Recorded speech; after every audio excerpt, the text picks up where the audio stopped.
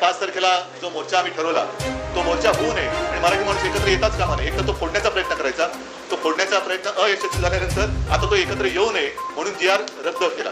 मग आता जी.आर. रद्द केला, कोणी जी.आर. काढला होता? या लोकांचं म्हणजे पूर्वी मध्ये तो पिक्चर आला होता ना हरिश्चंद्राची फॅक्टरी, तशी भाजप म्हणजे खोट्याची फॅक्टरी झालेली आहे, अफवांची फॅक्टरी झालेली आहे. भाजप हा अफवांची फॅक्टरी आहे.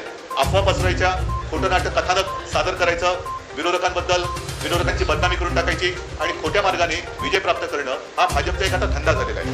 आणि त्या धंद्याला आज मराठी माणसांनी चोख उत्तर दिलेलं आहे. अपेक्षा नव्हे, माझा मराठी माणसाला आग्रह आहे की एखादं संकट येईपर्यंत आपण एक होण्याची वाट कशाला बघायची. एक संकट जे येऊ घातलं होतं, उंबरठ्यावरती होतं, आपण नुसतं एकवटतोय हे बघितल्यानंतर या संकटाला माघारी जावं लागलं. म्हणून जी काय आता जाग आलेली आहे ती जाग आपल्याला कायम ठेवावी लागेल. ठीक आहे, 5 तारखेला आम्ही या सक्तीच्या विरोधात मोर्चा काढणार होतो, पण 5 तारखेला हा मोर्चा आता जल्लोष किंवा विजय मोर्चा, आता मोर्चा किंवा सभा, त्याचं स्वरूप कुठे कधी काय असेल हे 1-2 दिवसामध्ये आम्ही सगळ्यांशी बोलून सर्वांना सांगू.